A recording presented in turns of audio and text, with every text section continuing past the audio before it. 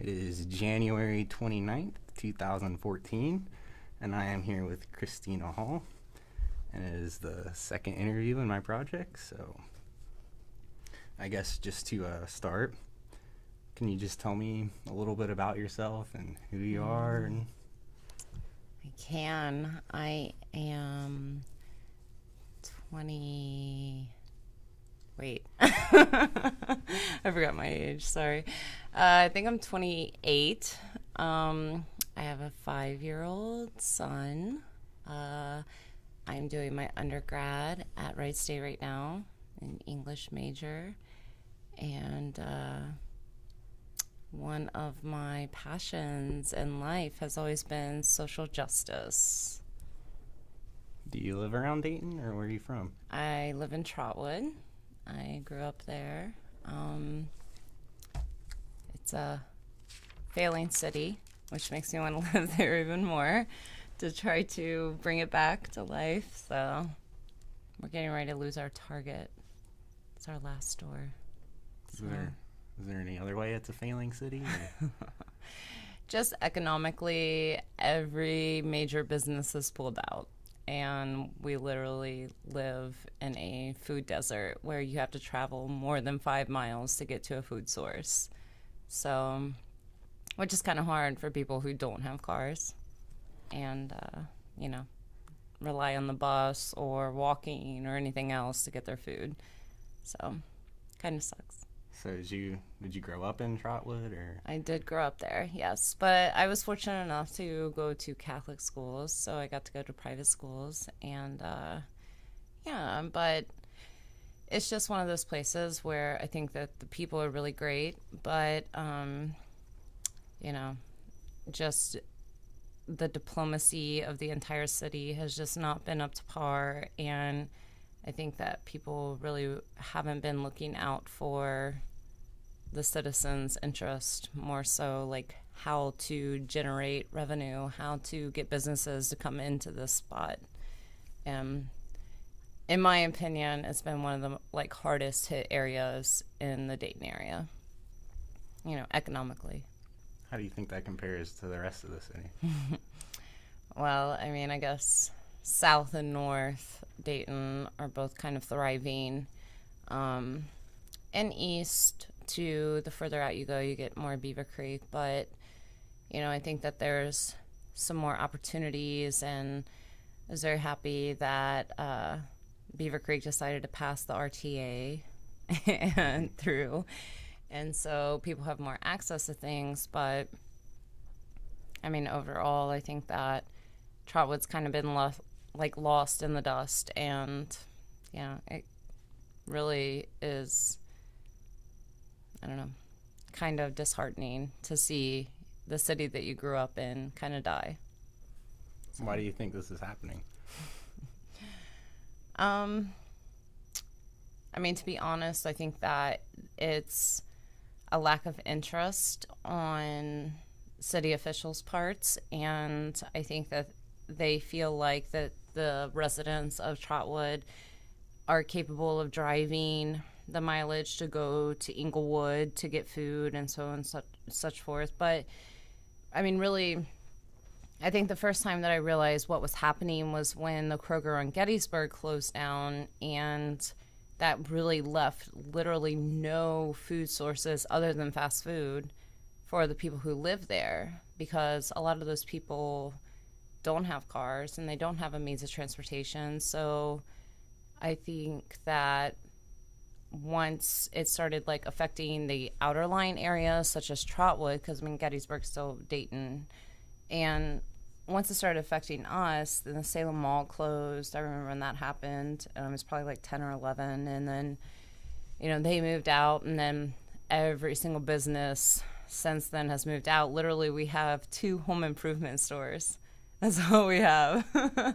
And it's people don't have money to do home improvements because they have to spend so much money trying to drive to get food. So, I don't know. I really don't know. I think that, in my opinion, I think the solution's probably more or less local initiative to teach people how to raise their own food, and co-ops and community participation, and just saying, that's fine. If corporations want to move out of our city, that's fine, but we're not going to let it affect us as far as I'm not going to drive to Inglewood to get food. We can grow our own food here, and teaching people how to do that and the value in being able to sustain yourself off of a corporation. When did this decline start happening? I would say probably 10 years ago.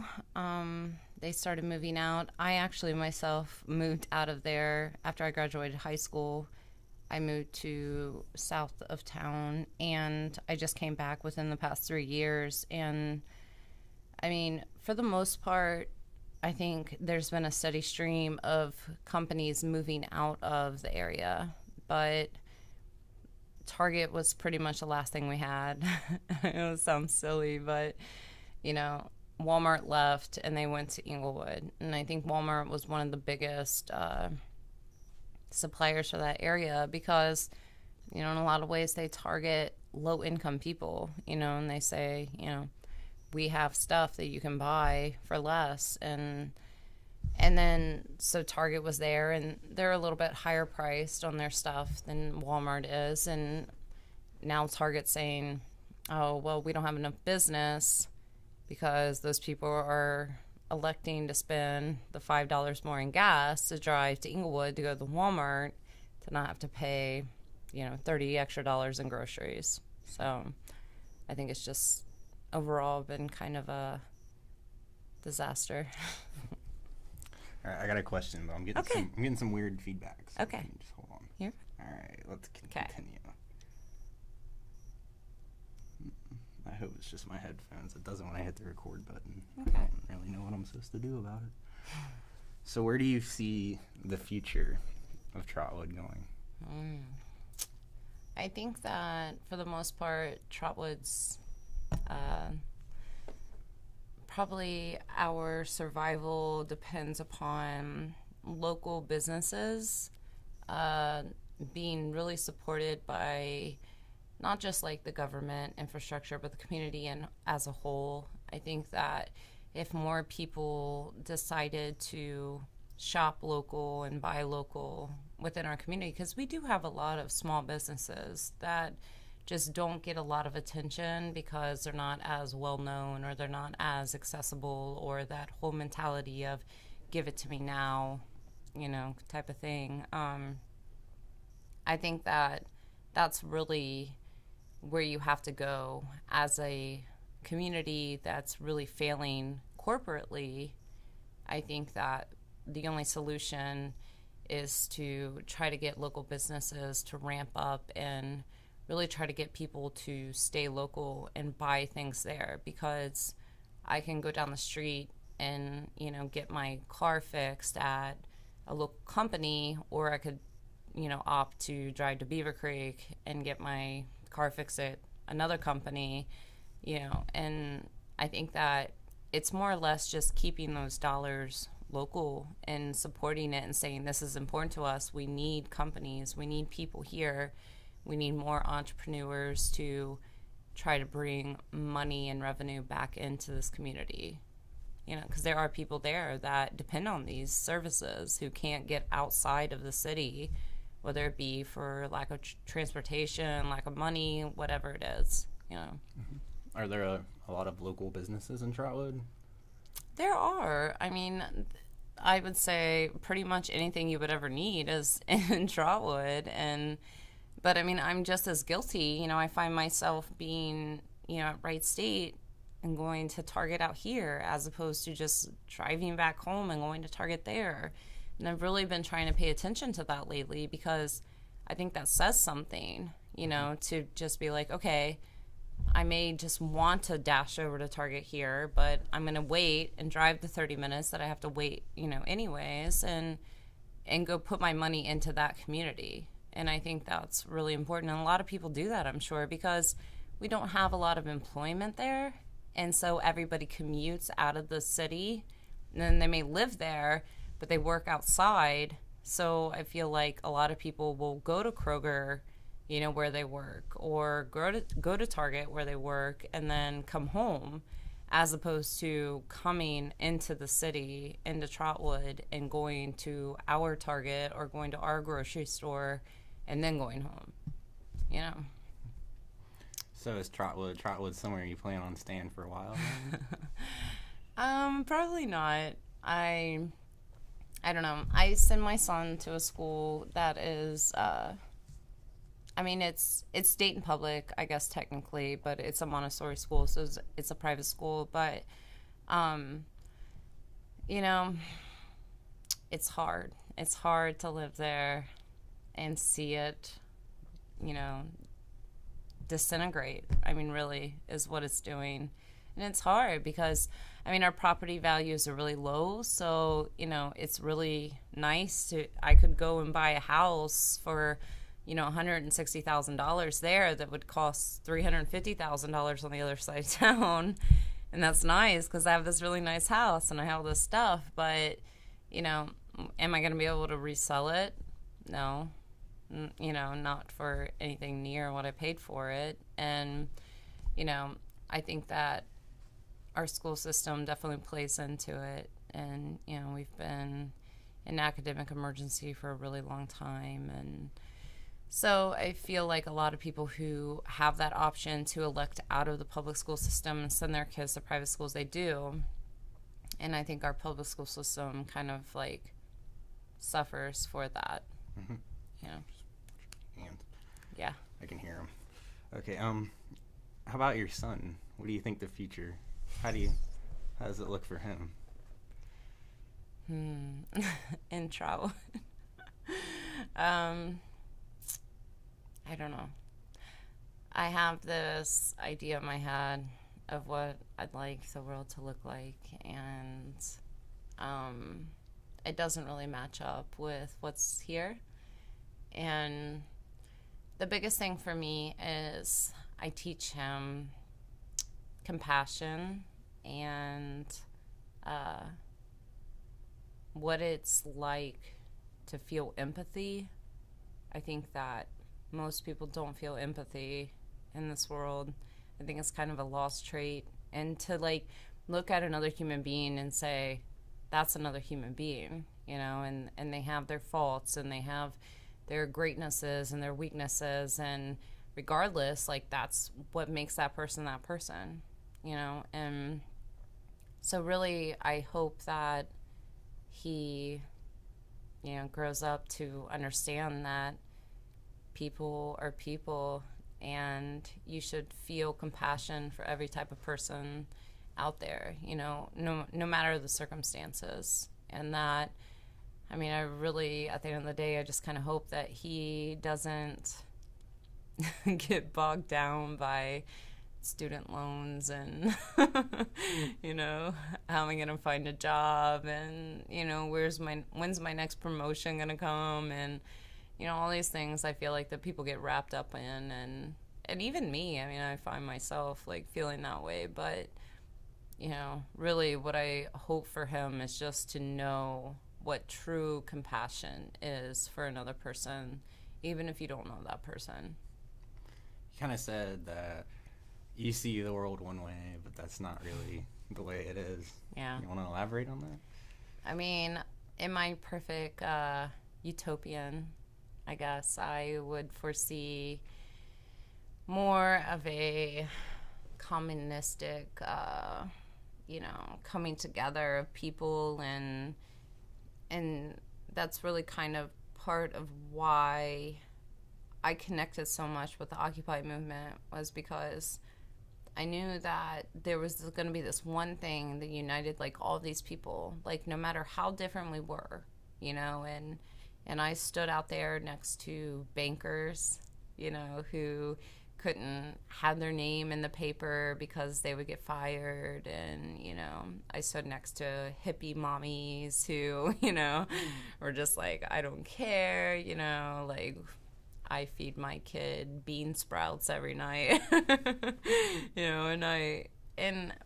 it didn't matter at the end of the day. It didn't matter what political affiliation anybody was from. It didn't matter, what nationality, what kind of religion, any of that. I mean, none of it mattered. And what it came down to was this like sole basic principle that there's something wrong and we need to fix it, you know? And so I felt like that's my utopian.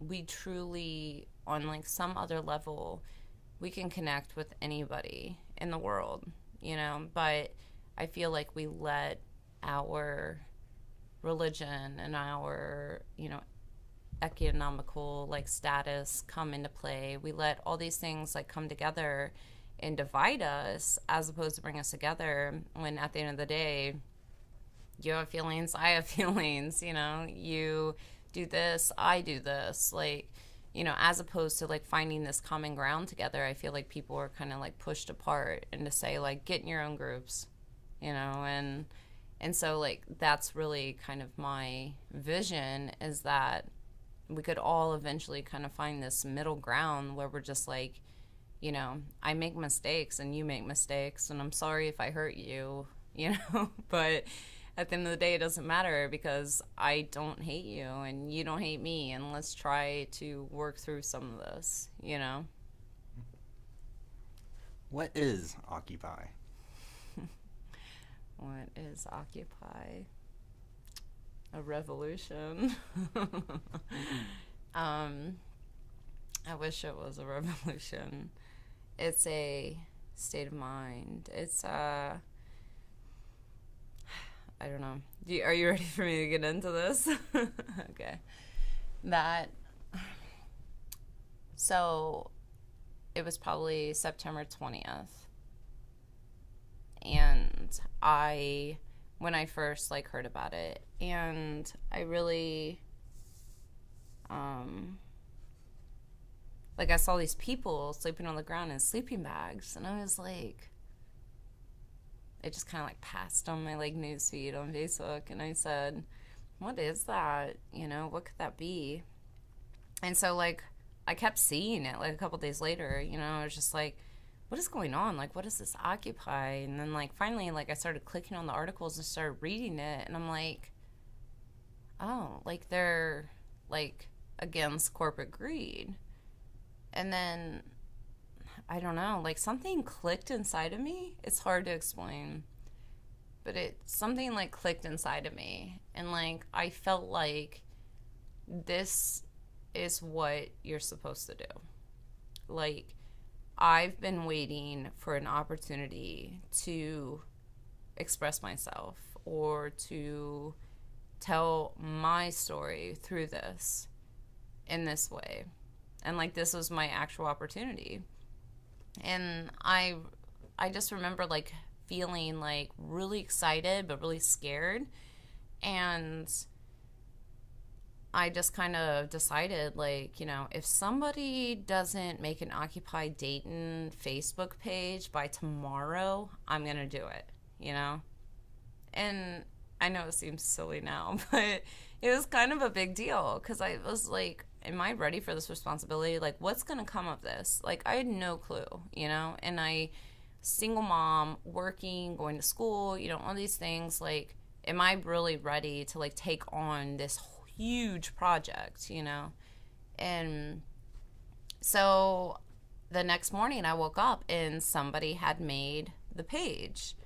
So I reached out to that person, who ended up being a banker. And I was like, you know, hey, I'm so glad you did this. You know, I was getting ready to do this. And he said, you know, come on board. Like, I need admins. I need people to facilitate. I need this, you know. So I was like, cool. Like, let's get this up and running. Well, like, little had I known that there was actually a meeting that day that I was contemplating this whole thing. And there was 4 people that showed up to that first meeting. And so then they got connected on the page, and, you know, everything just started happening so fast, and it was so exciting. And I just remember being so like, finally, like, I feel like I'm with people that I belong with, you know. And so really that like first week was huge, and it just happened so quickly. And then the first rally that I held, that I actually like got up and spoke, there was maybe, I'd say, 100 people there. And then the next week there was 250, and I was just like, this is happening. Yeah. And I got up on the stage. I remember this feeling of being like, how did I get up here? Like, who elected me to get up here, Like, why am I doing this? And then these words just started, like, spilling out of me. And I didn't know where they were, like, coming from. I didn't know, like, is this actually, like, really happening? And like, looking back, of course, I was like, oh, I was just like a big buffoon up there. Like, I didn't even know what I was saying. I was just like, hey, we're trying to get this all together, blah, blah, blah, blah. I'm not trying to make any type of stance here because, we practice horizontal democracy.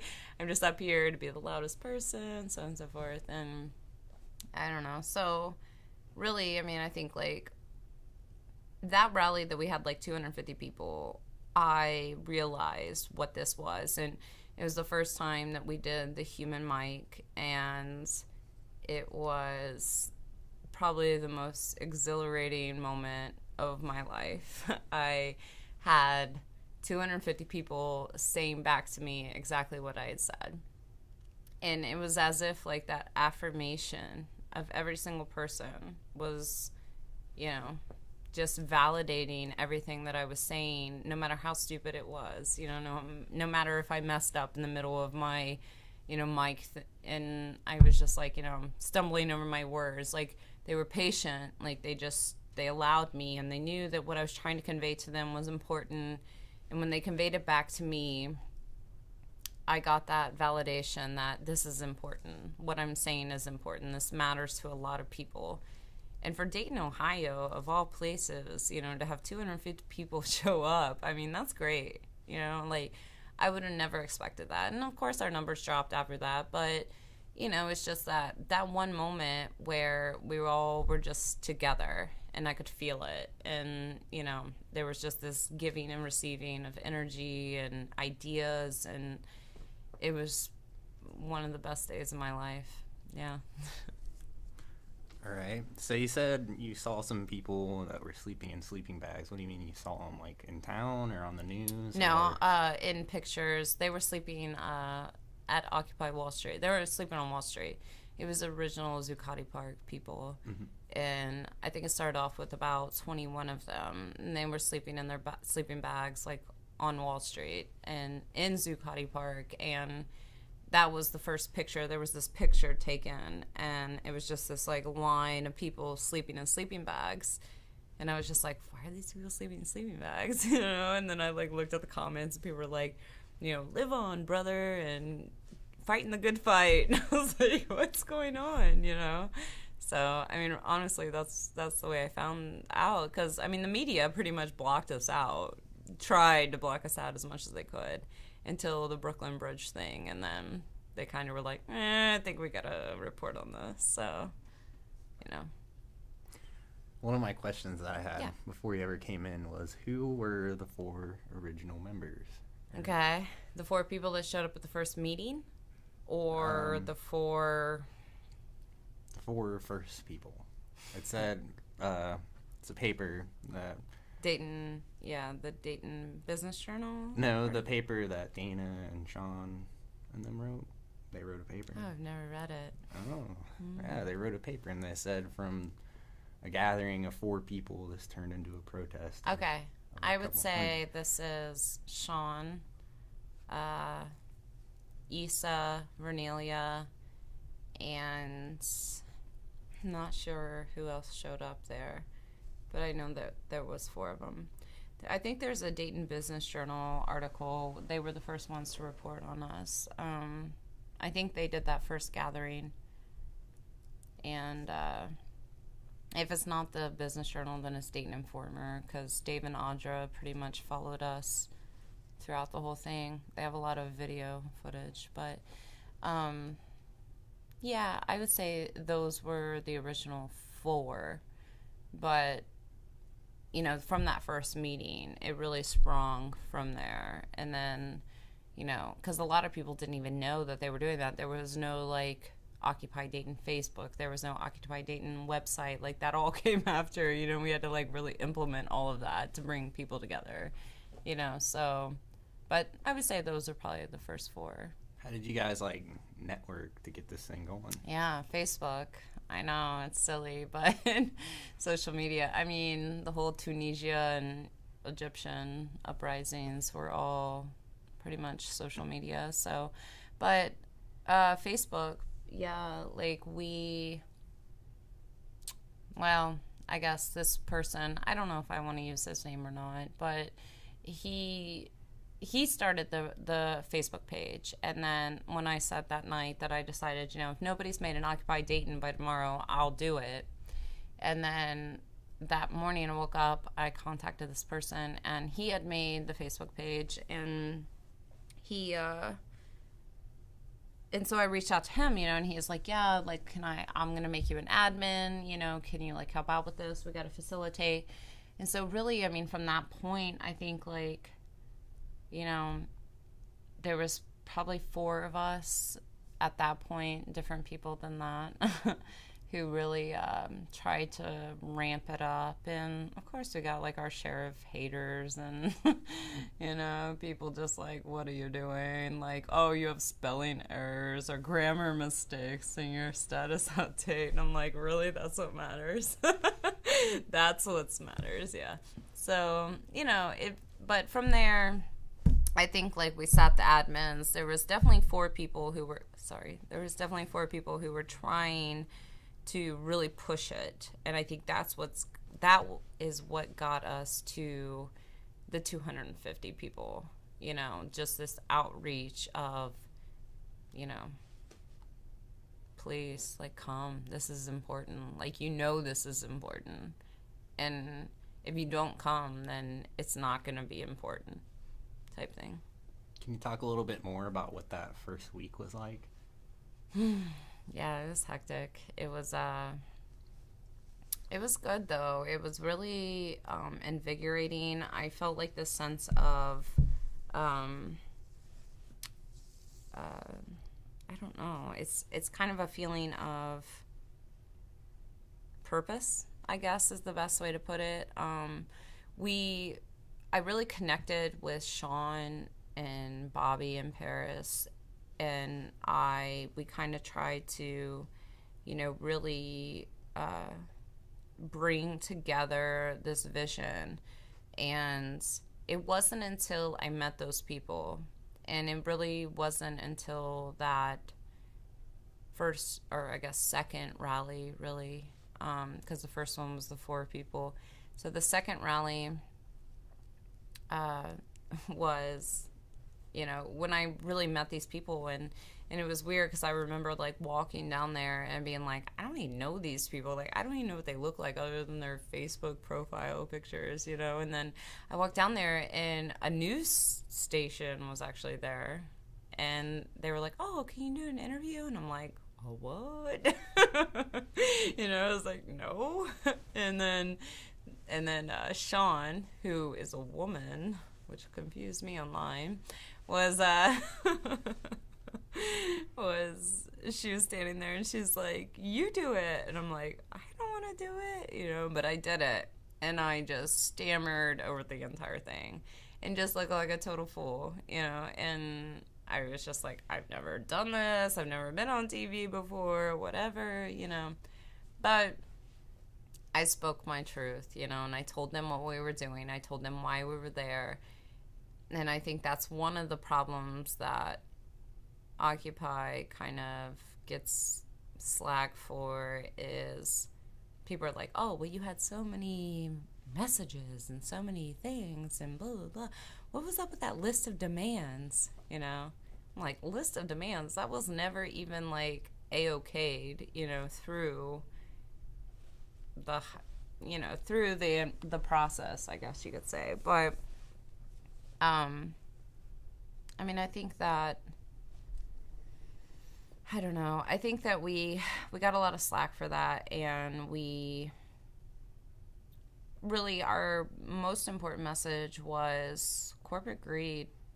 You know, that there was people out there, there are still people out there who are making more than an average American could ever even fathom that they're making. And there are a lot more people out there who can't feed their children, who can't pay their bills, who can't put gas in their cars to get to their jobs. And, you know, so many people we would be standing out there with our signs and they'd scream their favorite line, "Get a job." And it's like, I have a job, I have an education, I have a child, you know. And it's just so disheartening to see, you know, your fellow American citizen not understand like what so many other people are going through.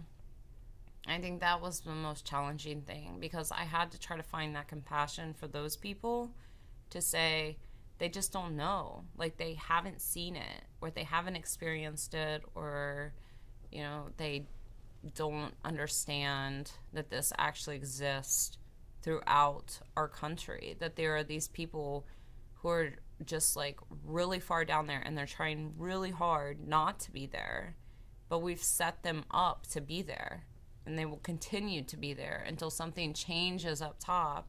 And that's what I'm trying to do, is chisel away at the top so that they can try to come up some. You know, I mean, I wasn't expecting to be like, oh, minimum wage, $20 an hour, you know.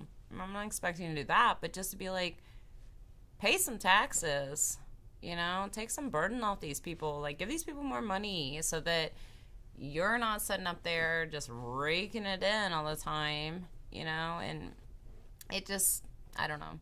It was really hard to articulate, and I think that was our downfall, was to articulate. We couldn't articulate very well that point. Why? To the average American. Why? Mm-hmm. Because I think the rhetoric in our country is really biased. I think that, if anything, this time in our history will be construed as very divided, very split, will always be so split. And, you know, you have these people and you have these people, and you're either that or you're that. Nobody's on the line. If you're on the line, get off the line. You got to pick. Where are you going? You going left? You going right? Come on, you know.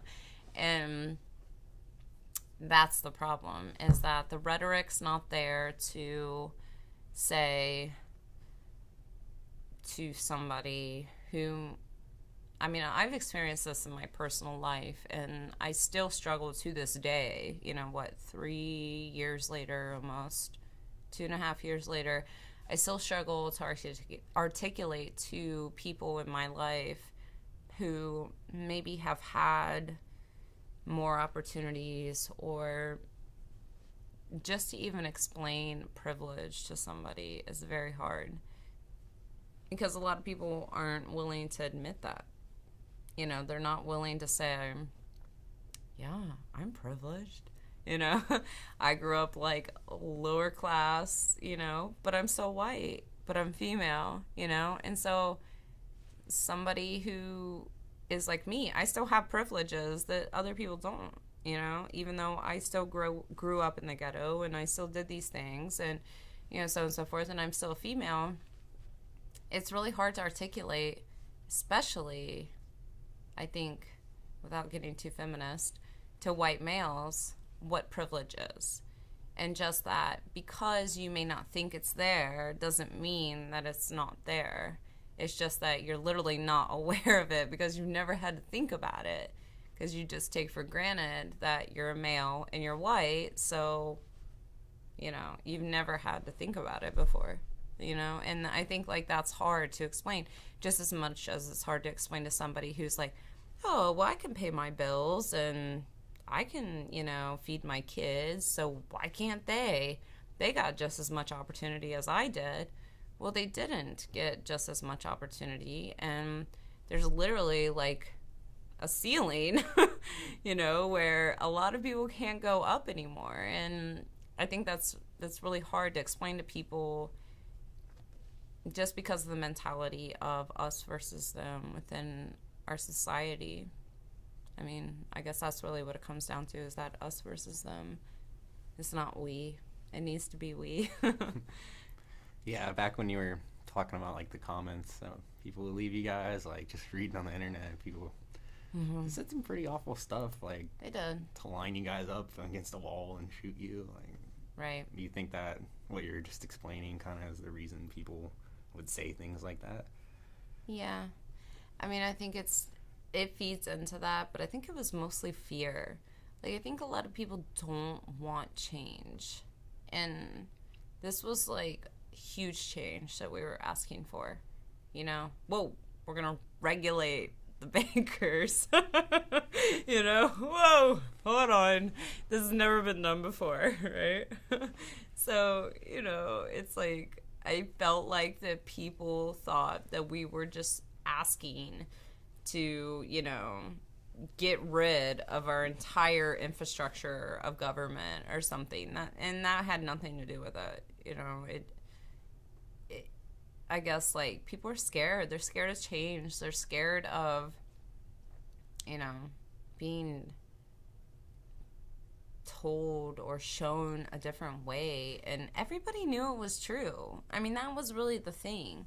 You know, I think that, like, there was this poll that came out that, you know, right after the Occupy movement, that was like, how many, like, what percentage of Americans believe that, you know, the bailout to Wall Street was a mistake? It was a really high number. And we're standing out there like, that's what we're saying, but we're a bunch of dirty hippies who don't have jobs. And we stink, and we smoke pot. You know? I mean, that was the frustration there.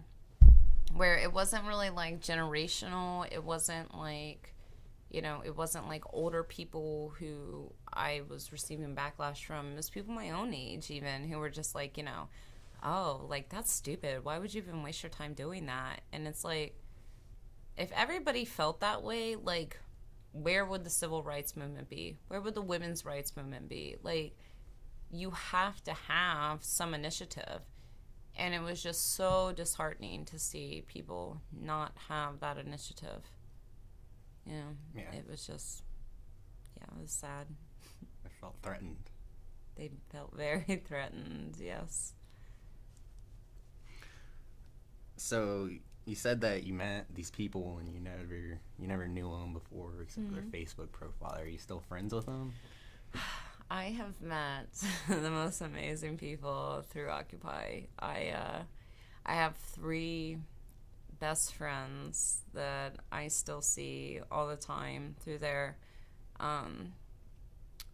It really gave me a family that I really needed at that time in my life, and to be with like-minded people was more than I could ever ask for. You know, like, I feel like the 4 of us, we call ourselves the Fantastic Four. Sorry. The Fantastic Four. I feel like that the 4 of us connected on some level that I will probably never be able to connect with anybody else in my entire life, just because we lived it and we did it. And to put your every single thing into something together, like, you come out of that, you can not be changed, you know. And I've gotten so much from those people that I honestly, I don't know who I would be without them in a lot of ways. And if anything, you know, people are always like, oh, you did Occupy, you know, sucks you guys failed. And it's like, well, we didn't fail, first of all, you know. Like, the rhetoric in this country has completely changed. And as a matter of fact, the other day I was playing Sims Free Play, you know, on the iPad. And I was in the park, and I seriously clicked on this thing, and it was a soapbox. And it said, occupy the park, make a speech, or, you know, stand here for 8 hours or something. I was like, holy crap. Like, we made it to the Sims, you know? Like, that's huge. Like, Occupy will now and forever be in our language. Like, that's what we wanted to do. We wanted to change the discourse. We wanted to change the rhetoric. We had to focus on this issue. And if you say Occupy, somebody may think, oh, dirty hippies. Or somebody may think social justice activism at its finest. Like, we came out of nowhere. We were blindsiding, you know? And even Dayton, I mean, I would love to have been part of New York, you know, I'm sure that was amazing. But, like, even Dayton, I think about, like, this small community of people who have been so economically hurt.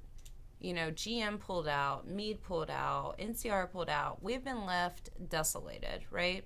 And this community of people who literally have to travel 20 miles outside of the city to find work because we have nothing here, you know, and we came together and we sustained for a lot longer than I thought we ever would. Like, we turned up and, you know, we showed up and we were just like, okay, we're going to occupy. You know, originally we were going to occupy David Park, or I'm sorry, Cooper Park. And we decided on October 8th, that rally with the 250 people, we decided that no, we're actually going to take the square, because Lincoln had stood at Courthouse Square and talked about, like, the the value of public spaces and freedom of speech and all this stuff. So we're going to take the square. So we took the square. And that's the first night. I stayed there that night. We stayed there and we did the encampment. And then we started getting donations of, like, tents and food and water and all this stuff. And, like, we became, like, a real community. And it was kind of like a circus show, you know? Like, people would just stop by and they'd be like, what are you doing? You know, like, what?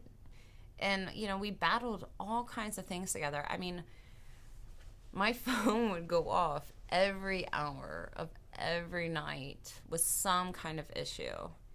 And it became evident after a while that, you know, we're just not equipped to maybe deal with all these issues. Like, we're not sure. So we started reaching out to other Occupies and, like, are you dealing with this? Yes. Okay, what are you guys doing? This, blah, blah, blah. You know, we had a lot of, you know, contention within our group where, you know, dealing with homeless people. And, you know, obviously we wanted to be an inclusive group, you know, and we wanted to make a stand for this is right, this is, you know, we're not trying to exclude people. But then there became a lot of safety issues, you know, and then it's like, how do we deal with that? You know, who are we to say, well, you can't be here? Because obviously they can be here.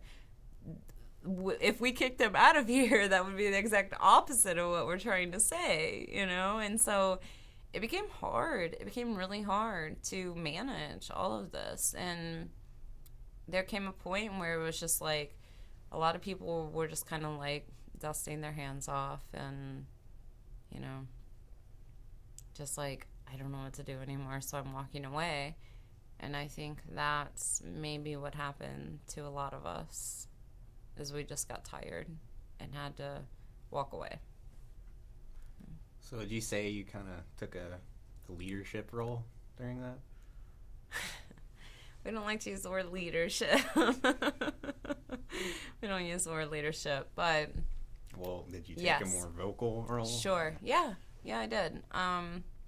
I found out very early that I was really good at not caring what other people thought, and that I could get up there and yell on the megaphone, and a lot of people couldn't, you know? So, yeah, I mean, like, there was obviously, like, a lot of issues even with just, like, administering the Facebook page and stuff and trying to keep people together that way. But, like, I mean, I definitely would attribute myself. One of my favorite stories, and one of my friends, Karen, that I met through Occupy, we were at a restaurant one time, like about a year ago, and she said, like, the first time I saw you, and it was that second meeting, she's like, I was like standing behind, you know, I was like, I don't know why I'm here, you know, I don't want to be here, I don't know if I want to be here type thing. She's like, and then I saw you like jump up on the stage, and she's like, and here's this girl, and she just had this mess of hair, and she was just like up there, and she was just like screaming her truth, and she was just like, you know, inspiring. Everybody was there, and she's like, and you made me, like, you awoke the activist inside of me. That's what she said. And like, I'll never forget that, like, as long as I live, because like that opportunity to inspire somebody to like find their truth, to actually feel like what they have to say is important, that's kind of my thing, you know? I really want to like get people to understand that like what's important to you is important to other people as well, and you can find those people, and those people will support you, and you may make lifelong friendships out of it or not. But I always felt very comfortable with speaking on behalf of the people who couldn't speak, because I listened to those people, and because I talked to those people, no matter who they were or what happened. And, you know, I'm like, I'm going to get up here and I'm going to talk for all of us, for those people who can't, and those people that don't want to, those people that maybe want to, but, you know, are like, oh, I can't get up there and say anything, you know. So it wasn't so much a leadership role. It was more like that I felt like I was carrying the torch for other people, you know. Did anyone else step up and take that role? Of course, yeah. Like there was many other people. Like we had a lot of speakers, and you know, of course, when you get a big group like that together, you really have a big dynamic of different people. And my friend Erin, she, you know, she's a business owner, and she, you know, that's her thing, is sales, and she tried to get up there and sell it to everybody, you know, and we all have our different styles, and there was a lot of people. We really tried to let different people facilitate, and we really encouraged different people to take roles, because we didn't want this to seem like, oh, well, these people are in charge and so on and so forth, because that's not the point. Like, the point was, take ownership for yourself. Like, this is your world too. And, like, take responsibility for that. Like, tell us. Get up here and speak your truth. And it's only through doing that that you can really find out who you are. Once you start listening to your voice when it's saying these things that really are important to you.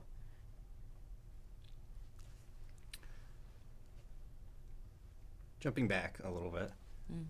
So you said that 2011, you kind of made it sound like it was kind of a rough time for you. How did you perceive 2011? Starting when? Hold on. Yeah. It wasn't so much a rough time. It was just like I wanted to, I don't know. I had just come out of a divorce, and I started school back at Wright State after being away for like 3 years taking care of my son. I stopped going to school. So I came to Wright State, finished my bachelor's, and that's when this whole thing started, was when I first started up at Wright State. And then that September is when Occupy started. And it was really just a coming to fruition for me. Like, it was just really like restarting a life, and what a great opportunity to do it, because not only did I have these awesome people behind me who I knew would support me, but just finding this purpose and this cause to really focus on and just stop worrying about yourself. I think that's the greatest thing about causes, is a lot of people, we get so hung up on our own issues and our own problems, and we forget about the people next to us. And it was just this huge thing where I felt like if I had focused on my own issues and the things that I needed to do, as opposed to the bigger picture of fixing these issues. And then it's like, once I started focusing on that, my own things kind of took care of themselves, you know, so. You also mentioned that you were talking to other people in, like, different Occupy, like, in different cities. Mm-hmm. What ways did you guys work together with those? How was there a lot of communication going on between the groups? I mean, there wasn't a lot, but there were some. I know that I talked to a couple of people in Cincinnati a few times, just asking them, like, hey, we're having this issue. You know, are you guys dealing with this? And they're like, yes. And I'm like, okay, what are you doing about it? What should we do? What's the consensus with your group? You know, maybe we should all, like, try to do, like, a meetup and, like, you know, intermingle, whatever. Talked to Occupy Wall Street quite a bit. They had a huge, like, you know, network where a lot of people reached out and tried to support smaller occupations, and it wasn't a lot by any means. I think that we kind of tried to just wing it because nobody really knew what we were doing in the first place, and you know, it was this entirely different process than I think we're used to in our own society. This concept of horizontal democracy really just kind of threw people. And there was a lot of times when we would have GAs, General Assemblies, and, you know, people would just get really hostile, like, well, no, it's my turn to talk. And they didn't understand, you know, that we worked under this, you know, system of, you know, if you're a white male and, you know, a black woman has her hand up first, then we're going to go to her first, or, you know, because she hasn't gotten a chance to speak her truth more so in life than you have, because people listen when you talk. And I think we had a lot of resistance to that. Like, there was a lot of people who just didn't understand and were very hostile about that. And that was really a kind of contention within our group a lot. And it was until now, or whenever. It always has been a sense of contention, I guess. So, I don't know. This idea of horizontal democracy, when did you first, like, come to know that term? Yeah. Is there any way we could take a break? Yeah. Yeah. That's fine. I'm sorry. Okay, we've returned. You were talking about horizontal democracy. Horizontal democracy. Okay. So the first time I heard that term was probably Occupy. I started looking into what actually went into a GA, General Assembly, and I saw that they were really big about horizontal democracy. So I started looking into it, and then I realized that a lot of the Arab Spring, like, uprisings, and then some South American, the South American Revolution with the unions and stuff, they all started with horizontal democracy. And Occupy did that on purpose because, well, because it works. It's really the best way to do something is to have everybody's input.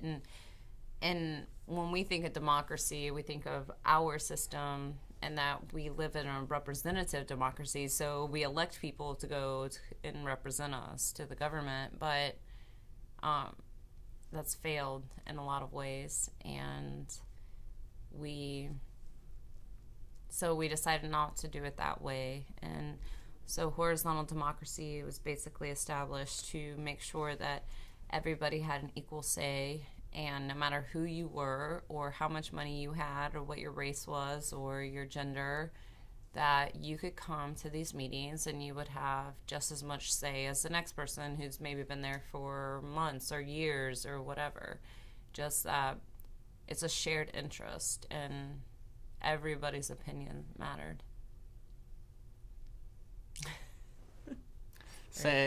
Let's say I'm looking back on this like 20 Okay. years from now. I'm like, what the heck is horizontal democracy? Horizontal Like, democracy. how would you explain that to that person?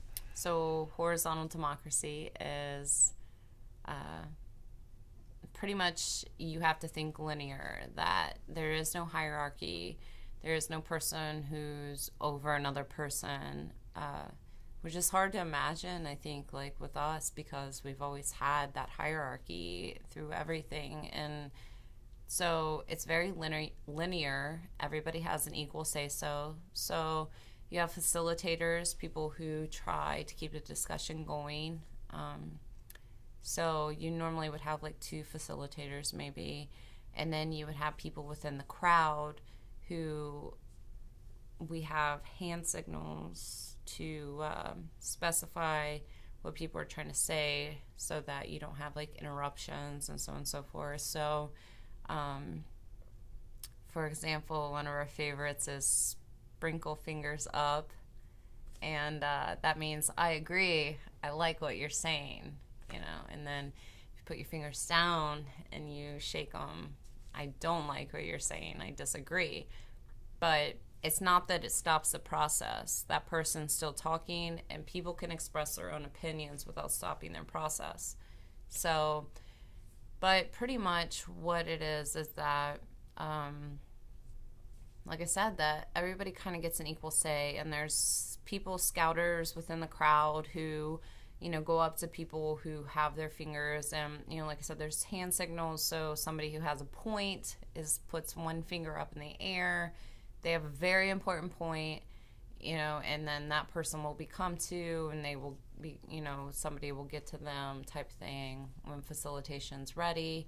And then there's hand signals for, get back to process. When you make a triangle with your hand, it means you veered off your point, get back to the point you were making, and then wrap it up, lassoing your finger, wrap it up. You've been talking about this for way too long. It's irrelevant. Come on, let's get back to it. It takes a lot of time. I mean, we would have GAs that will last 3.5 hours. I mean, just to get one thing ironed out would take 3.5 hours of deliberation. And it's hard. I'm not saying it's easy, but it's worth it. And that was the point we were trying to make, that your point is important enough that I'm going to sit here for 3.5 hours in the cold, as opposed to being home with my family, eating chicken noodle soup under a blanket, whatever. I'm here for you. Tell me what's important to you. I'm standing here. I'm listening, So, I mean, really, that is the point of horizontal democracy, is just that, we all have points to make, and we should let people express those points, and everybody should kind of have an equal say in what happens to whatever we're doing. So was Occupy like your first introduction to this idea? Yeah, I mean, I never really heard of horizontal democracy before that, but I know in one of my rhetoric classes, I actually did a research project on horizontal democracy, and I mean, I've become very fascinated with it since then. Not that I think that it's maybe effective for government, but then again, I don't really support government. So, I guess I could see its benefits, but living it, I know its downfalls. So. And those downfalls are? It's time consuming. Very time consuming. It's hard to sit there because everybody wants to say something, and it's very hard to say, okay guys, we've been talking about this point for 4 hours now, can we make a decision or not? Because if we can't make a decision, then we got to go on, because I can't listen to it anymore. Nobody else can either, and people leave. I mean, you lose people during this process, and they're just like, why can't we just vote yes or no? And it's because it doesn't work that way. We are supposed to give people the opportunity to say their point, and so I think towards the middle end of, GAs and facilitation and stuff, that we really kind of started shortening that, and a lot of people got mad about that. They didn't like that we were like, okay, well, we'll have soapbox at the end, which is when anybody can talk about whatever they want to talk about, and the people who want to stick around can stick around, listen, or they can leave, and they didn't like that. They wanted, the GA to be centered around their point. So, yeah, it was hard. I was gonna ask you originally, what's a general assembly like? And I think you went into it and you answered some of it, but is there anything you'd add to it, what the process is like? Yeah, I mean, it's an experience, to say the least. I mean, I think it takes a person to facilitate it. It takes a lot of patience. It takes a lot of compassion and empathy towards your fellow people who are there.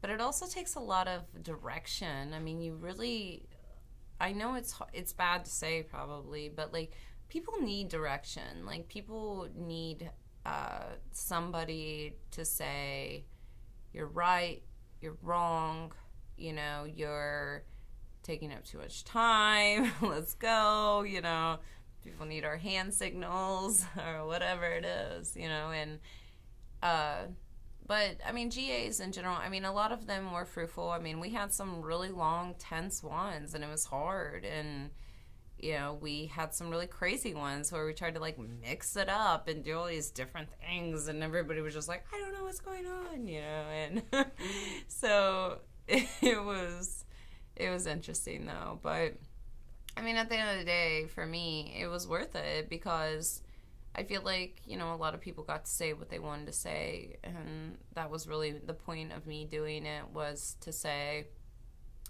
even though, you know, you're that crazy guy who walks around downtown and you walked up here and you want to talk now and we let you talk and you talked about the lack of muffins around Dayton or whatever, you know, like we listened to you and you're important and that's awesome, but that's not what we're talking about, you know, like, or whatever, you know, it's really a process. And for me, it really became a lot of like management, and that's what I didn't want it to be. And so that's why I stepped away from doing it, because it really became where I felt like I was managing people, and I'm like, that's not what I want to do. Like, that's not my personality. That's not who I am as a person.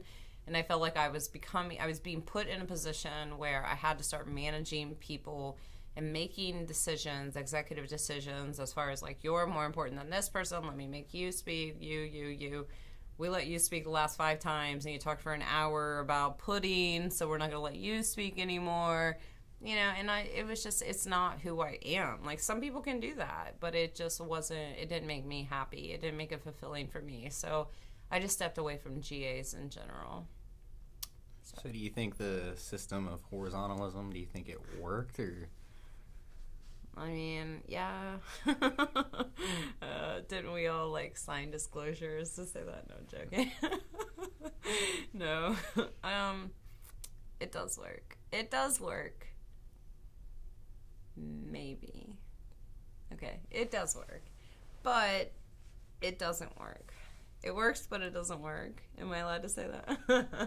I don't know. It was so hard. I just remember all this like intense frustration in my life at that point. You know, like once it really started going, and then we had like this solid group of people, and then there started being such contention.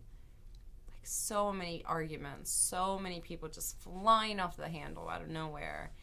And like just so many issues. I mean, everything just got bogged down by issues. And I'm thinking, where was our original purpose? Like, are you even still here for that purpose? Or are you here for the attention and the news coverage, or for a hot meal and, you know, generous people who decide to like take people home and give them a shower and let them sleep at their house for a night, and then they go back out and they camp? Because it very much became segregated from the beginning as far as like campers and non-campers, and people who were sleeping down there and people who weren't sleeping down there for whatever reason. And I only slept down there like a couple nights, and then I didn't feel comfortable doing it. And I have a 5-year-old son that I have to be home with, and you know, and I felt like that people started getting angry about that, where they were like, you only come in to make decisions and then you leave, and then you show up maybe one morning with coffee for us, and then we're just down here dealing with everything, and you know, shit's hitting the fan, and we have nobody to reach out to, and you don't answer your phone because you're in class or you're at work, or this person's at work or whatever, and we have nobody to help us when things are happening now. And so the infrastructure just wasn't there. We didn't have enough people allocated to certain roles. And I think like that was a fault of being such a small city and not having as many people. As I mean, I would say our core group was only maybe like 50 people, and there would be people that come and go and come and go, but like, say core group, 50 people, 50, 35, 50 people or something, like it wasn't a huge number. And we didn't have enough people to be able to dedicate the amount of time that needed, to like, be like, oh, okay, we're security, or okay, we're whatever. We're food people. We're going to bring food to the campers. And then our campers are like, we haven't eaten in a day. And I'm like, why is that happening? That can't happen. We can't leave people down here and they don't have food for an entire 24 hours or something. It became a lot of infrastructure issues. Because, I mean, in a way, we were kind of trying to build a new government, build a new system. It was a lot harder than I think we all thought it was ever going to be, That kind of goes into something I was going to ask you about, what kind of issues you guys ran into during the process. I mean, there was a lot of issues. There was, like, not just the security issues with, we had a lot of issues. And I know that New York, there was reported a lot of issues of, like, sexual assaults and things like that. I felt like we didn't protect our girls enough to the point where they were all over age, right? But I felt like there was a lot of other things going on that maybe affected their judgment, maybe, is the best way to put it. And once I started hearing about a lot of things going on, and, we had, like, tents that were donated. We had, we had a yurt, a plastic container yurt at our campsite, which was awesome because it was rainproof. And, this stuff. And we started hearing about these things that were happening. I mean, I would get calls all the time, like, blah, blah, blah, blah, blah, just called me and said that, they were trying to get something out of the yurt, and so-and-so and so-and-so were in there, having sex or something. And I'm just like, I don't know what to do with that, is that illegal? I don't know. Aren't they allowed to do that? I don't know, like, I don't know. Who am I to say they can't? I don't know what to do, and then it started becoming this, like, I don't know, like this sexual violence issue a lot of people kept bringing up. And then I was like, I mean, are these girls, like, being forced to do this, And then, like, we started hearing about the New York stories with, like, girls being sexually assaulted down there. And I was like, is that happening? Like, obviously we can't stand for that. Like, but what do we do? Like, do we start interrogating people? Like, I'm not the police. Like, I don't know what to do. And obviously we couldn't call the police because they'd be like, okay, So, I don't know. It got really heavy. Like I said, it became an issue of, we're obviously trying to model some kind of new society. And by doing that, we lost sight of our original mission. And that became the focus. And a lot of people left over that because they were like, well, we don't want a new society. We just want corporate greed to go away. We want regulations on Wall Street, and we want all these things. We don't want your horizontal democracy. Because it became evident that it was very hard, and I'm not sure that it would ever work. Maybe in my utopian, but utopians are utopians for a reason, right? So, I don't know. It just became very hard where me personally, I mean, I can't speak for anybody else, but me personally, I was just so overwhelmed by it. I remember just, like, sobbing, the day that I decided, like, I can't do this anymore. And I was just sobbing, like, so defeated. Like, so, where do I go from here? I'm obviously losing this massive part of my life, and I don't know how to fix it, and I obviously have to just, like, walk away from it. So, I think that's kind of what it boiled down to for me. Did you walk away from it? I mean, I did, yeah. You know, I guess there's some people out there who still say that they're occupiers and they still partake in meetings and so on and so forth. But, I mean, probably my last Occupy meeting was...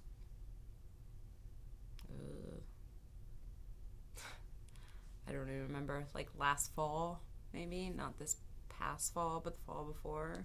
So whatever that is. About like a year after we first started, I guess, a little bit after that, was probably the last meeting I went to, and we started talking about the strike debt, and you know, I'm very interested in that, and the rolling jubilee has been like a great success within the Occupy movement, and it's really helped a lot of people, and I adored that, but I just didn't see the camaraderie, I didn't see the infrastructure, and I didn't see the passion that I saw in the beginning from the people who were sitting at the table with me. And I think that there was a lot of personal feelings and animosities that got in the way of a lot of people, and it drew lines and it drew divisions, and you better be on that side or this side, that whole thing with, you know, you better choose left or right. You know, just like it is in our society, is kind of what our movement became. You need to choose a side. Which side are you going to be on? And do you want to align yourself with those people or not?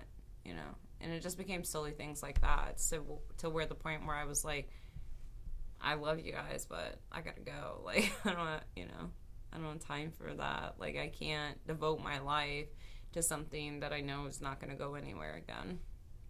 Because I literally, like, gave everything, you know, to the movement when it started. Like, but I couldn't do that again. I saw how much I sacrificed, and I came out with some really great relationships, and, you know, helped change the rhetoric around that whole thing and brought awareness to that, and that's really what I wanted to do. I didn't expect for all of a sudden President Obama to be like, oh, we're going to sign some legislation, start taxing Wall Street and jail the bankers and, you know, whatever. Like, I never expected that. So it's like I accomplished what I wanted to accomplish, and then I was just kind of done at that point. Like, I found other things to focus on. So. How are we doing on time? Close. Yeah. Got about 10 minutes. I think we're just going to wrap it up for today. Okay. Is that good with you? Sounds good. Alrighty, I'm going to shut this off.